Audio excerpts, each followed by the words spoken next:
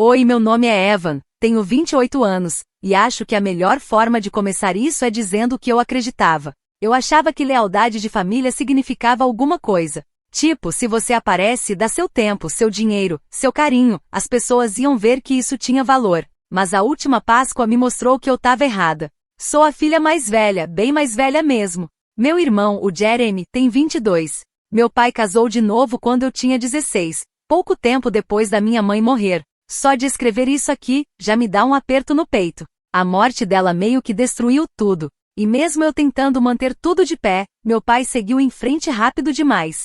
Tipo, assustadoramente rápido. Em menos de um ano, ele já estava namorando a Karen, sim, com K, claro. Quando me formei no ensino médio, ela já estava se mudando para casa que era da minha mãe. Depois disso, nunca mais foi uma família de verdade. Virou só um arranjo esquisito, que sempre favorecia a Karen e o Jeremy.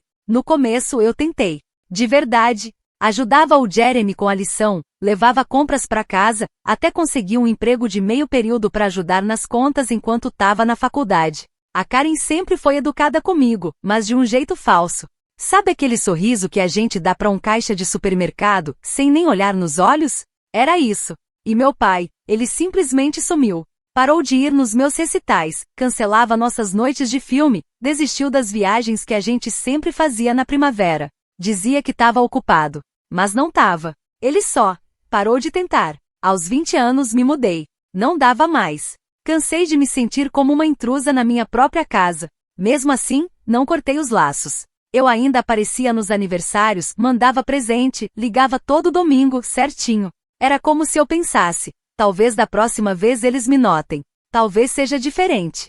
Soiler, não era. Esse ano, a Karen resolveu fazer uma Páscoa em família toda chique. Mandou no grupo da família como se fosse uma super surpresa. Caça aos ovos, buffet tradições. Eu revirei os olhos, mas fui. O Jeremy me convidou direto e eu pensei, tá bom, por que não? Eu tava de folga. Talvez fosse uma chance de me reconectar. E olha, mesmo sabendo como é, eu ainda entro naquela casa achando que vai parecer um lar de novo. O dia começou tranquilo. A Karen distribuiu tarefas como se fosse gerente de restaurante. Evan cuida do quintal, monta a caça aos ovos, limpa as mesas, garante os suquinhos das crianças na geladeira, não esquece os talheres de plástico. Sem por favor, sem obrigada. Só mandava. Eu não discuti. Sorri, acenei e fui fazer. Como sempre. Já virou automático. Limpei tudo, organizei os ovos, estendi as toalhas, consertei umas cadeiras bombas. E ainda fui correndo na loja quando o buffet ligou dizendo que esqueceram o prato vegetariano. Paguei do meu bolso, R$ 1.746,30. Nunca me devolveram, aliás. Por volta das 3 da tarde, o povo começou a chegar. Primos, cunhados, família da Karen. Eu era a única suando, com uma camisa de botão e joelho manchado de grama. O resto tava fresco, limpo e nem aí.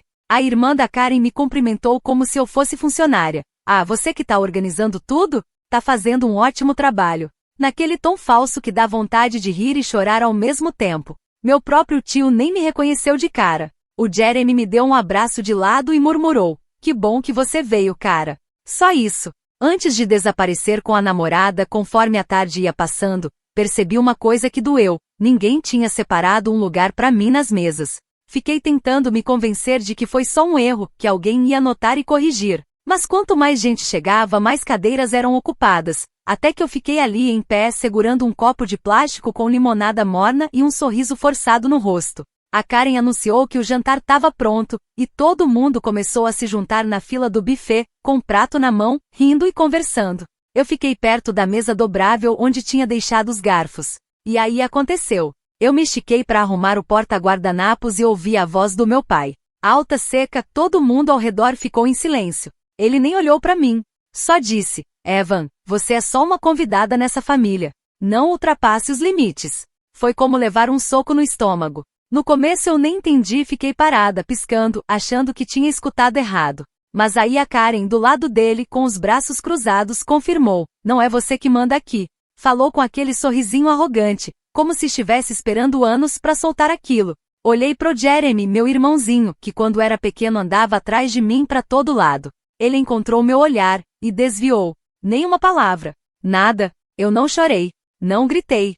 Só fiquei lá com aquele copo idiota na mão, sentindo que eu era a única naquele quintal que não pertencia mais àquela família. A mesma família que já foi minha. Virei as costas, entrei em silêncio. Peguei minha bolsa na porta, onde eu tinha deixado de manhã, e comecei a desconectar tudo. O Wi-Fi?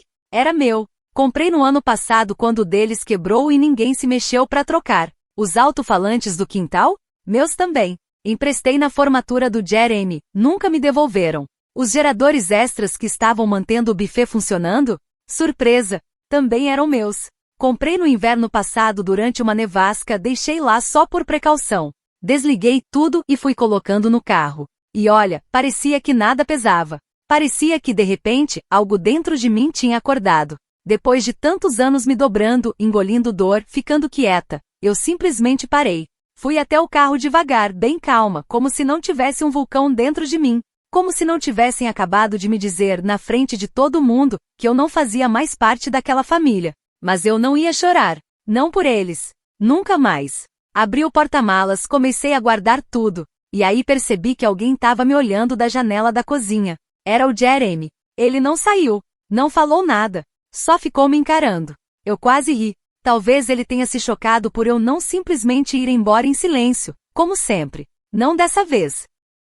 Depois de carregar tudo, entrei no carro. Liguei o motor. Peguei o celular. Abri uma pastinha que eu tinha no app de notas chamada Despesas da Família. Ali tinha tudo que eles fingiam esquecer que eu tinha pago. Tipo o seguro do carro. O meu pai bateu o dele anos atrás, e eu que entrei como fiadora para ele conseguir um novo. Até hoje estava no meu nome e eu pagava a mensalidade. Por culpa talvez. Ou hábito. A casa ainda estava no nome da minha mãe. Nunca tirei meu nome da conta. Quando eles passaram perrengue financeiro no ano passado, a Karen parou de trabalhar para cuidar do bem-estar dela, eu concordei em pagar a conta de luz por alguns meses. Esses meses viraram um ano.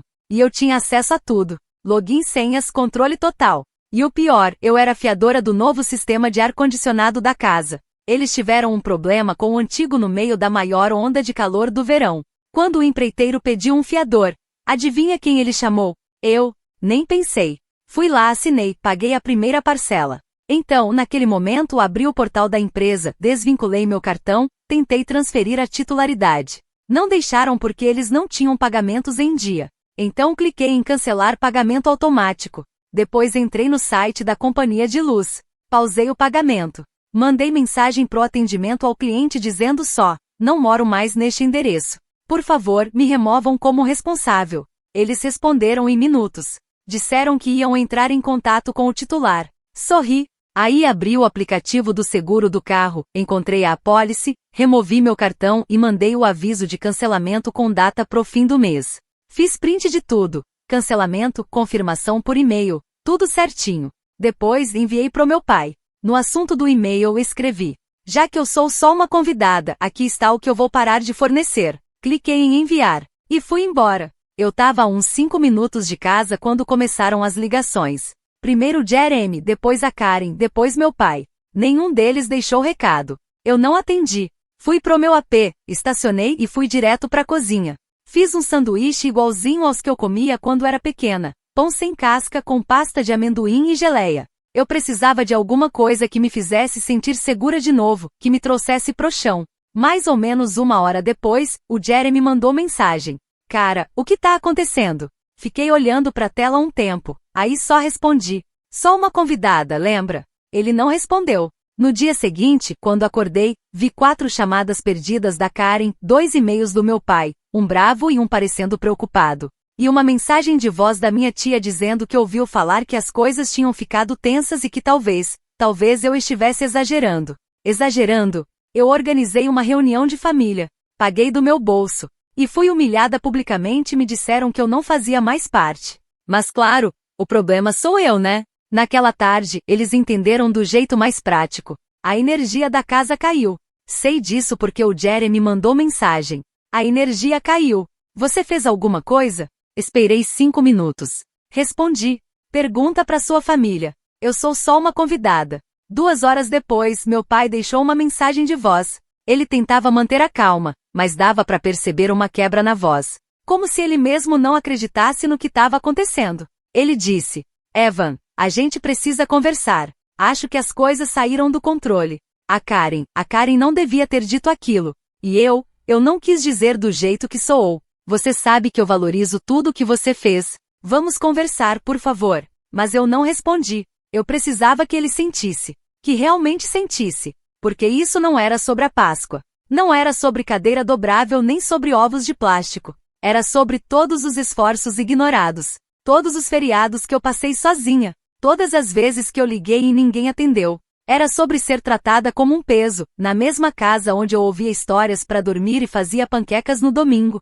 Era sobre aquela menina que viu o pai seguir em frente rápido demais, e que passou anos esperando que talvez, só talvez, ele olhasse para ela de novo. E agora ele estava olhando. Finalmente.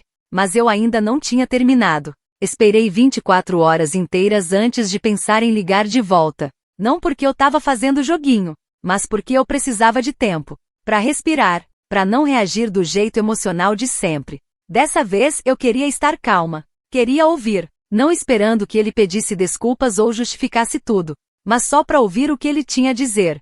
Agora que ele tinha perdido o controle. Na noite seguinte, umas 6 da tarde, eu liguei. Ele atendeu no primeiro toque. Disse meu nome como se fosse um alívio. Evan, nossa, obrigado. Obrigado por ligar. Olha, eu não sei o que a Karen te disse, ou o que você acha que eu... Interrompi. Não começa. Confirma. Você sabe o que falou. Não finge que não aconteceu. E aí silêncio do outro lado da linha. Eu ouvia ele respirando, mas ele ficou quieto. E eu queria deixar tudo bem claro. Continuei. Você disse que eu era só uma convidada. Em voz alta. Na frente da sua esposa, do seu filho e de todo mundo naquele quintal. Disse que eu não pertencia ali, depois de eu ter passado o domingo inteiro e metade do meu salário, para fazer aquela reunião de família dar certo. Evan, não era sobre isso. Era sim. Era exatamente sobre isso. Aí eu disse. Você fez sua escolha. E eu fiz a minha. Ele soltou aquele suspiro, e logo veio aquele tom de voz que eu conhecia bem. Aquele tom frustrado que ele sempre usava nas nossas brigas quando eu era adolescente. O tom de quem quer parecer o adulto da sala. Eu acho que você tá exagerando. Foi longe demais. Cortar a energia, desligar os alto-falantes. Você tá punindo a família inteira por causa de uma frase. Eu quase ri. Uma frase? Aquilo não foi um deslize. Aquilo foi como você me tratou por anos.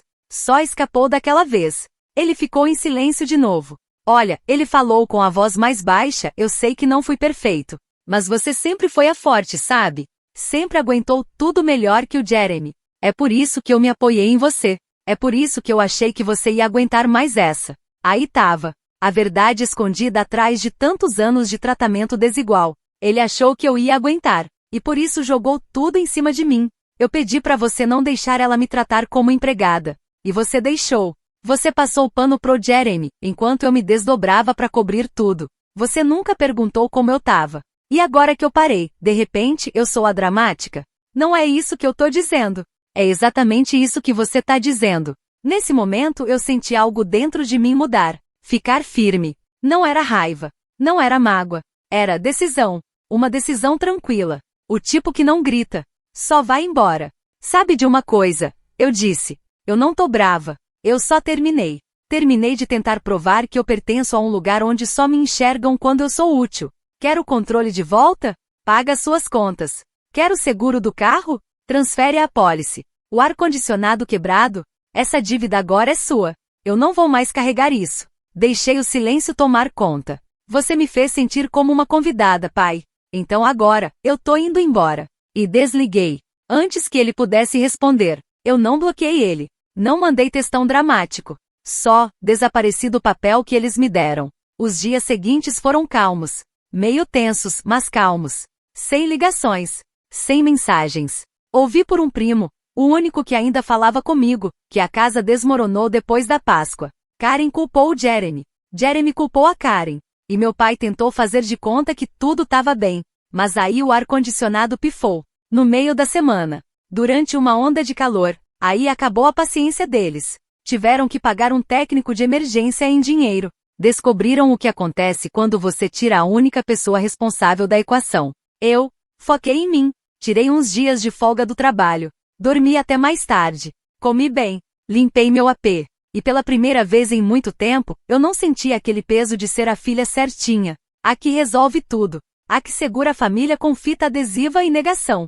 Uma semana depois, Jeremy apareceu no meu apartamento. Ouvi ele bater. Olhei pelo olho mágico antes de abrir. Ele estava suado e envergonhado, com cara de quem ficou andando no corredor por um bom tempo. Ei, ele disse. Levantei uma sobrancelha. Você podia ter mandado mensagem. Achei que você não ia responder. Eu fiquei quieta. Esperei. Eu não sabia, ele falou depois de um tempinho. Sobretudo, os pagamentos, o buffet, o seguro. Eu não percebi o quanto você estava fazendo. Encostei no batente da porta com os braços cruzados.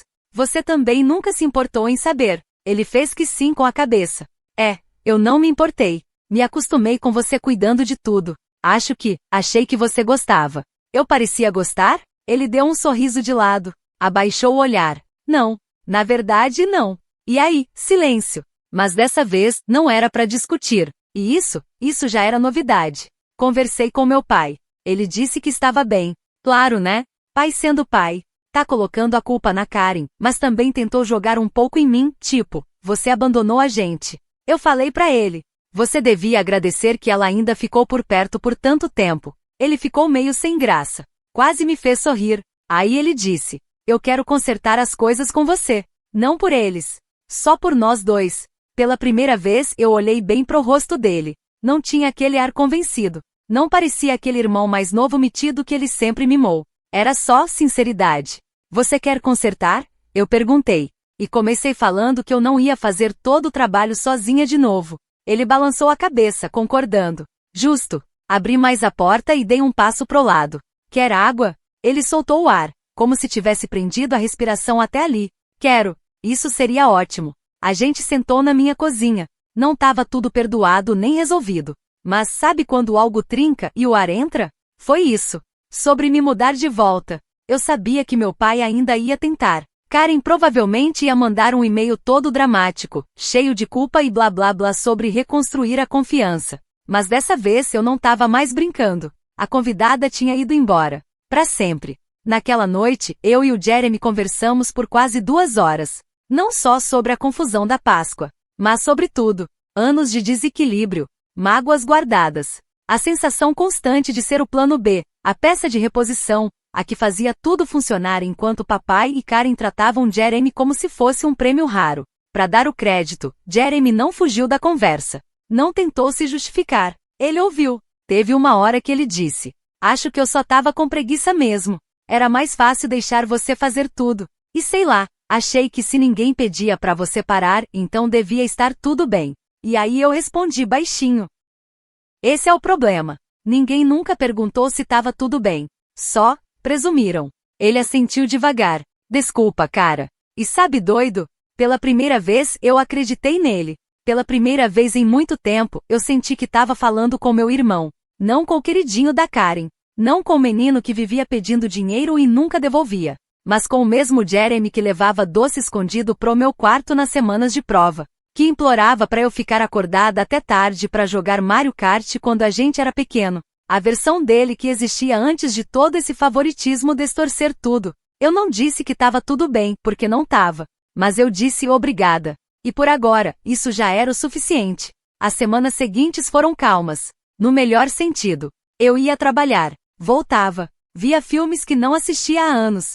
Cozinhava só pra mim, sem correr, sem pedir comida porque tava atolada de tarefa. Meu AP virou meu refúgio. Não mais uma pausa entre um desastre e outro. Foi a primeira vez desde a faculdade que me senti em paz. Meu pai continuou tentando. No começo foi sutil. Um meme. Um convite de brunch compartilhado no calendário recusei, claro. Depois vieram as mensagens de desculpas. Cada uma mais dramática que a outra.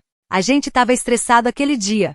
Você sabe que eu não quis dizer aquilo daquele jeito. Você sempre foi parte da família. Evan, por favor, não faz isso. Você tá destruindo a gente.